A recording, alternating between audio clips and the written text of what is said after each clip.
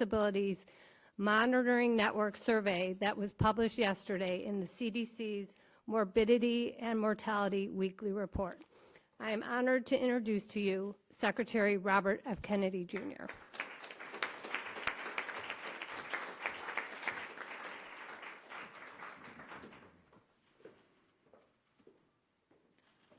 I'm going to go over some of the key numbers from the ADDM report.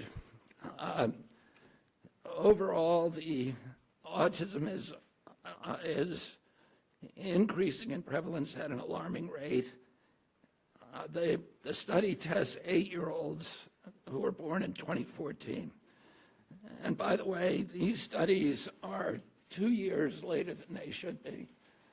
And one of the things that we're going to do as we move this function to the Administration for a Healthy America, to the Chronic Disease Division, the new Chronic Disease Division, is we are going to have updated real-time data so that people can look at this, so Americans can understand what is happening with chronic disease in this country in real time, and not have to wait 2 years to react.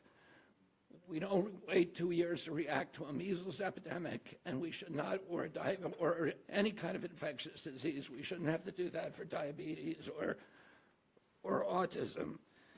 The ASD prevalence rate in 8-year-olds is now 1 in 31. Shocking.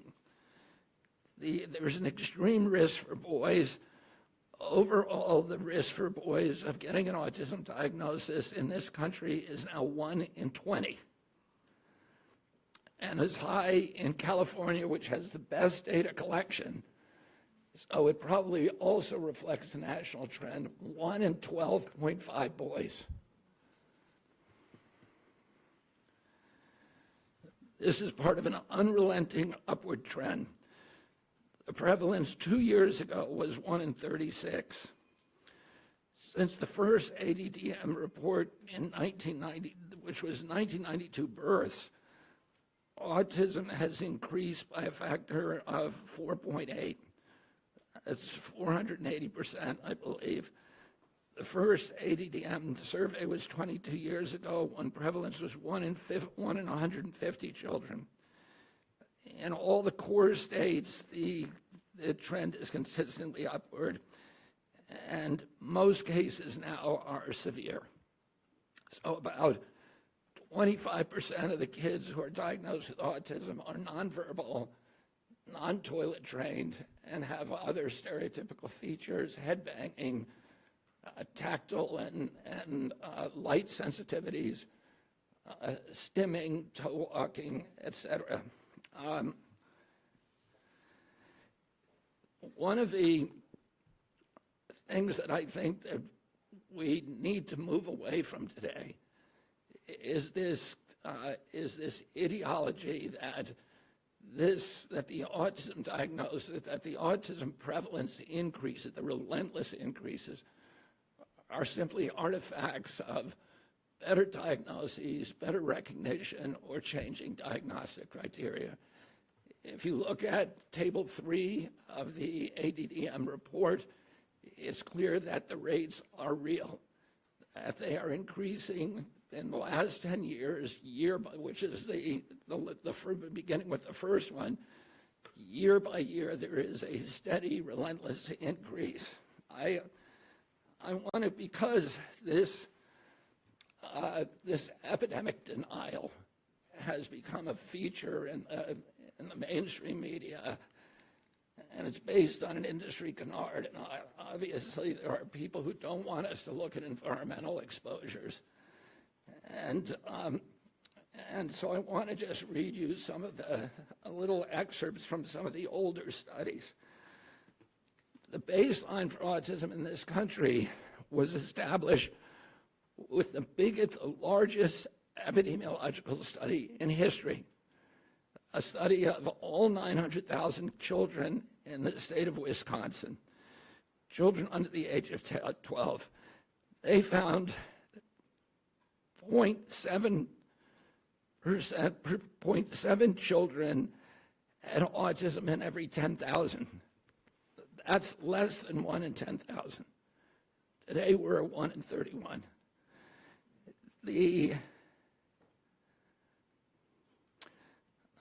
That study also confirmed the 4-to-1 male-to-female ratio. There were at that time just over 60 children in Wisconsin with autism. And today it's around 20,000. In 1987, there was another exhaustive study, a peer-reviewed study in North Dakota, set out to count every child in the state with a pervasive developmental disorder, including autism. That study meticulously combed through every record, every diagnosis, and he even conducted in-person assessments of the entire population of 180,000 children under 18. The autism rate they found was 3.3 per 10,000. So that's in line with the 1 in 10,000 that was found in Wisconsin 17 years earlier. For context, today, the last number of 1 in 36 is 83 times higher. In 1987, out of every 1 million kids, 330 were diagnosed with autism. Today, there are 27,777 for every million. If you accept the epidemic deniers' narrative, you have to believe that researchers in North Dakota missed 98.8% of the children with autism. That thousands of profoundly disabled children were somehow invisible to doctors, teachers, parents, and even their own study. The same researchers who followed the original cohort for 12 years to double-check their number, they went back in 2000 and found that they had missed exactly one child. So doctors and therapists in the past were not stupid. They weren't missing all these cases. The epidemic is real.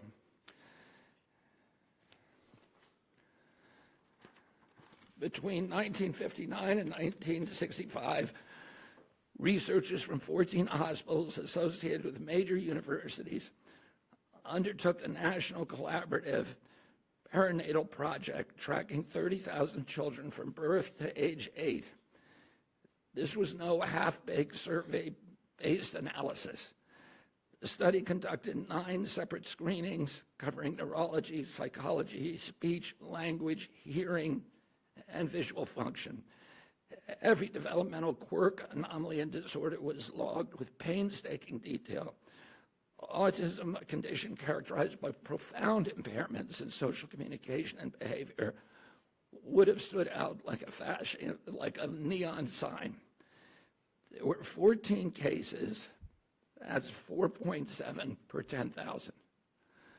So we know what the historic numbers are, and we know what the numbers are today. And it's time for everybody to stop attributing this to this ideology of epidemic denial.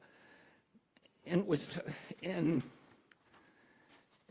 2009, the California State Legislature charged the Mind Institute at UC Davis because this myth was already becoming pervasive, the myth of epidemic denial was already becoming pervasive in the mainstream media. The California legislature directed the Mind Institute at UC Davis to answer the question. And Irva Hertz-Pichotto is a highly esteemed, revered scientist, neurology, and epidemiologist, came back with a definitive answer: the epidemic is real. Only a very, very small portion of it can be changed to can be charged to better recognition or better diagnostic criteria. I want to say a couple of other things. There are many, many other studies that affirm this. And instead of listening to this canard of epidemic denial, all you have to do is start reading a little science, because the answer is very clear. and this is catastrophic for our country. There's a recent study by Blaxell et al. And a team of other researchers that said that the cost of treating autism in this country by 2035, so within 10 years, will be $1 trillion a year. This is added to already astronomical healthcare costs. And then there's an individual injury. These are kids that, this is a preventable disease. We know it's an environmental exposure. It has to be. Genes do not cause epidemics. They can provide a vulnerability. You need an environmental toxin. And Irva Hertz-Pachoda pointed out that because of this mythology, that the amount of money and resources put into studying genetic causes, which is a dead end, has been historically 10 to 20 times the amount spent by NIH and other agencies to study environmental factors, to study exposures, to study external factors, and that's where we're going to find the answer. This is an individual tragedy as well. Autism destroys families. More importantly, it destroys our greatest resource, which are our children. These are children who should not be suffering like this. These are kids who, many of them were fully functional and regressed because of some environmental exposure into autism when they're 2 years old. And these are kids who will never pay taxes. They'll never hold a job. They'll never play baseball. They'll never write a poem. They'll never go out on a date. Many of them will never use a toilet unassisted. And we have to recognize we are doing this to our children, and we need to put an end to it. And I think I'm going to have Walter Zaharodny, who is the most senior researcher for this project for ADDM, and who's been doing this for many years, to come up and say a little.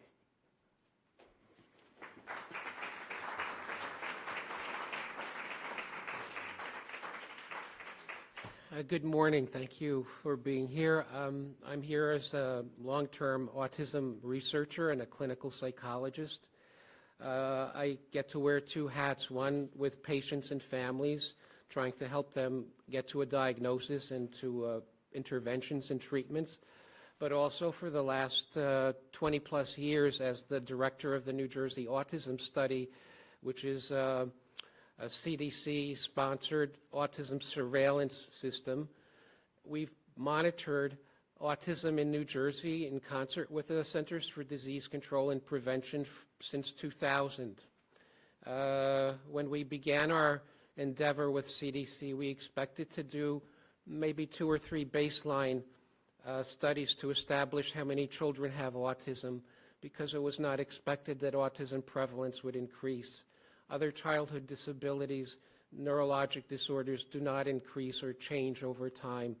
But somehow, for some reason, with autism, everything was different. Autism went from being a very unusual, rare disability, which affected, as the secretary said, 1 child in maybe 10,000, to being known in every community, every school district, every center that cares for children with disabilities. Autism is real. It's a true disability. It's not a personality quirky issue. Everything is changed for the individual with autism, and while there's a wide range of expression, it does change the family, and it does inevitably change the community and the society in which we find it.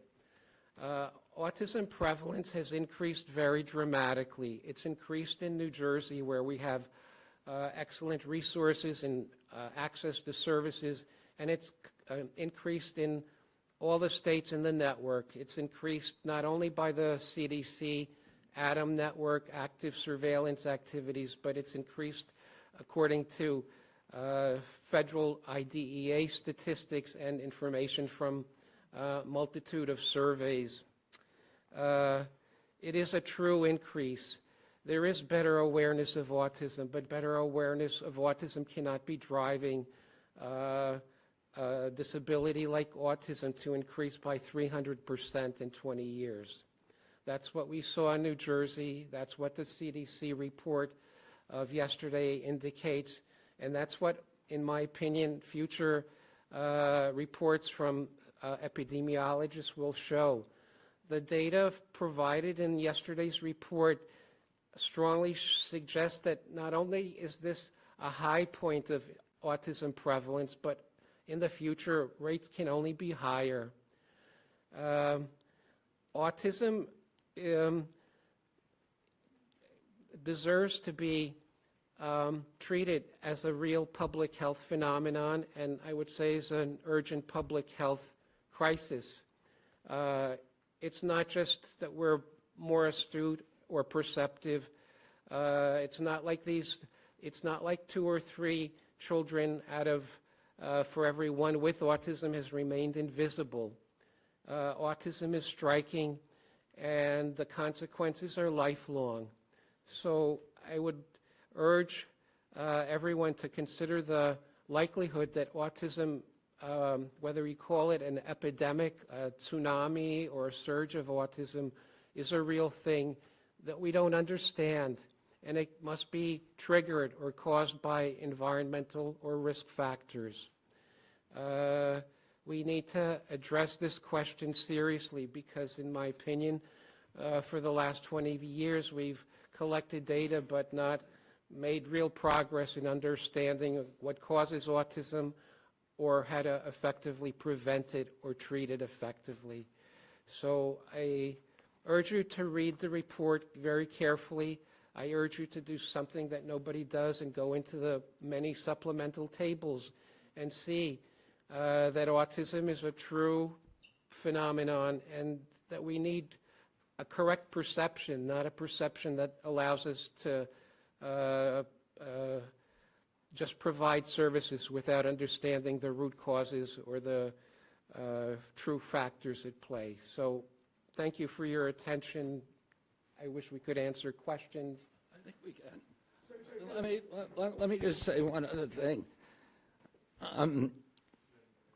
I referred to a number of studies. There are many, many, many others in the scientific literature that absolutely explode this mythology that this is, that the autism epidemic is not real. If you read the literature, it is absolutely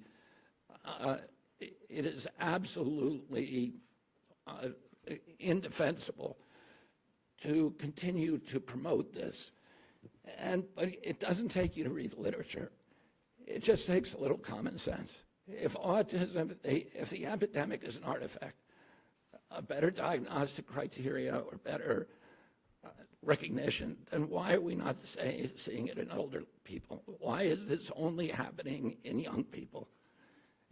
I asked Walter before we came out here, I said, have you ever seen anybody our age?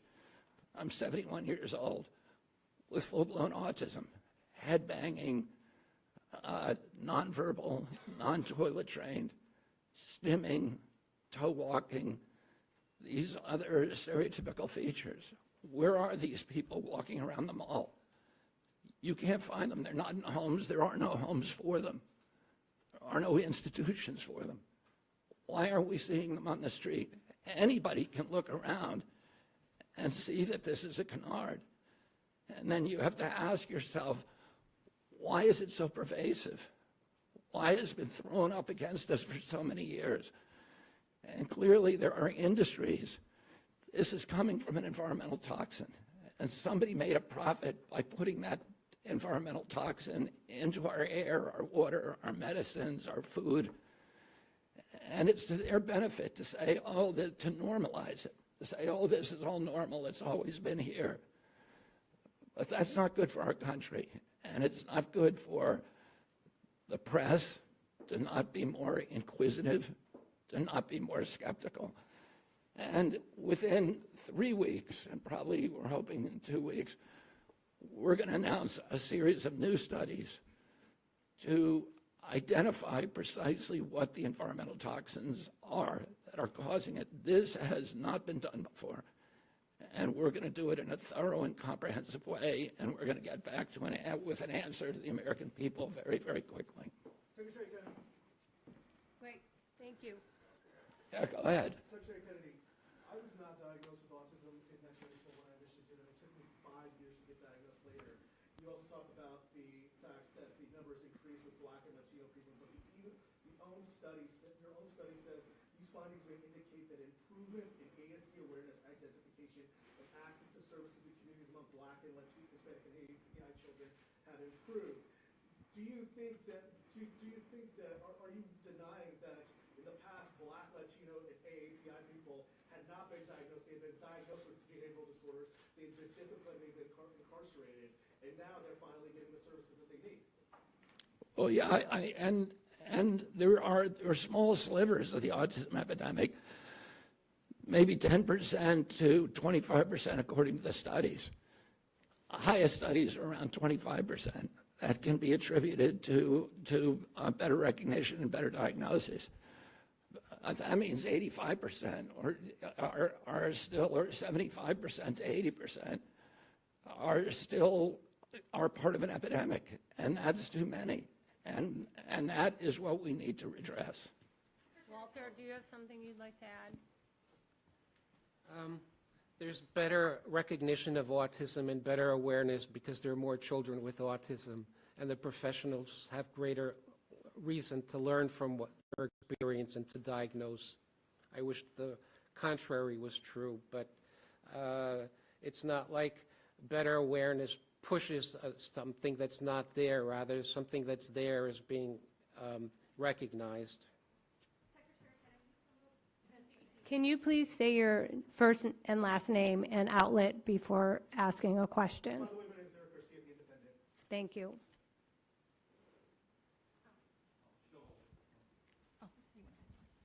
Secretary Kennedy, Amanda Seitz with the Associated Press. Some of the CDC's own research has concluded that there's a genetic link at play with autism. Are you saying today that you don't trust that research or that it was wrong? Could you expand a little bit more on that? No, there is, we have really good genetic markers now, and they provide a vulnerability. But those genetic markers alone are not going to dictate your destiny. You need an environmental toxin. I mean, there are many genetic markers that dictate the methylation capacity of the human body. Those contribute to, those dictate, listen, with many people smoke cigarettes, and only 1 in 5 died from lung cancer. There were 4 of them that didn't. And those were the ones that had some circumstances, probably genetic, that made them more susceptible to it. And the same is true. We know that that glutathione production, and glutathione is an enzyme that helps the human body excrete metals and toxins. People with low glutathione production are more vulnerable. People with the MTHFR gene, which dictates methylation, are more vulnerable. People with high testosterone are more vulnerable. So there are a lot of genetic vulnerabilities. But you need an environmental toxin. Alex at Fox. Alex. Hi, Alex Hoff, Fox News. In seeking out an environmental toxin, do you feel that if one or several are detected or put on your radar, do you think it would be the same one causing issues at both ends of the spectrum? Children who struggle with, let's say, sensory issues, all the way to those who are fully care dependent, unable to speak. Would it be the same catalyst in all of those varying conditions, you think? Well, those are the kind of studies we're going to do. And you're right, there's a spectrum of injuries, and we don't know. There are studies that look at maternal activation, so that something happens in the womb. There are studies that look at other genetic cause. The issue that we know is genes don't cause epidemics. You need an environmental toxin, and we're going to look at all the potential culprits. We're going to look at mold. We're going to look at food additives. We're going to look at pesticides. We're going to look at air and water. and medicines. So, we're going to look at ultrasound, because there's a timeline that, something happened. In fact, Congress said to EPA, ordered EPA to tell us what year the autism epidemic began. The EPA scientists came back and said it happened in 1989. Oh, you have to find a toxin that became ubiquitous around that time period. And that affected every demographic, from Cubans in Key Biscayne to Inuit in Alaska. And that affects boys at a 4-to-1 ratio as girls. There's a limited universe of those, but actually it's quite large. And, Irva Hertz-Pichota was the one who suggested that, one of the things we have to look at is ultrasound. I don't think that that's probably a factor, but it's one of the exposures that became ubiquitous during that period. And we're going to look at all of them agnostically. We're going to find the potential exposures that increased during that time period. And we're going to we're going to see if there is a link to this injury. Thank you. Nathan at Epic Times. I'm sorry, can I please go? I've been No, waiting. Nathan. Nathan. Yes, Nathan Worcester with Epic Times. During that same time period of increasing autism prevalence or diagnoses, there's also been a significant increase in maternal and paternal age. Couldn't that be a significant contributor With what? beyond maternal and paternal age? Yeah, we're going to look at all of that. We're going to look at obesity in the parents. We're going to look at the age of the parents. We're going to look at diabetes in the parents. We're going to look at all of these potential exposures. And because of AI and because of the digitalization of health records and the mass of health records that are now available to us, we can do this much more quickly than has ever been done in the past.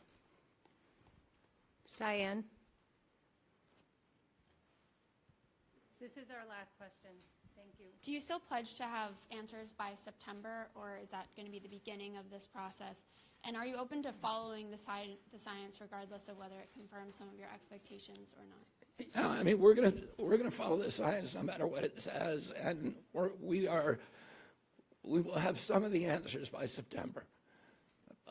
It's going to be an evolving process. We're going to issue grants the way that it's always done to university researchers and others. We're going to remove the taboo.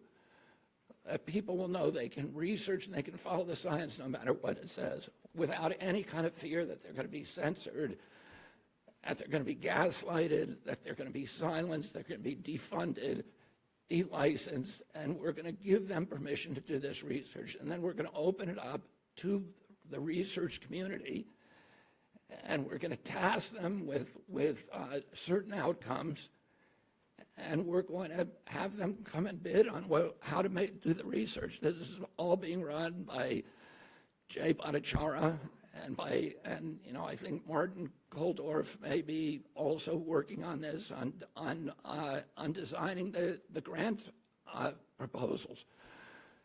So it's going to be done by credible scientists, by the most credible scientists from all over the world, and we're going to do it very, very quickly.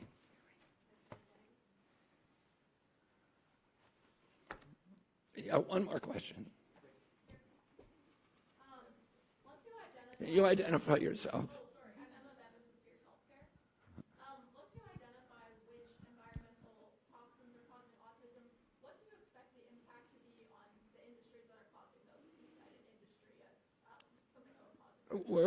I think we're going to figure out a way to make pressure on them to remove it. And I think also, there will be market forces that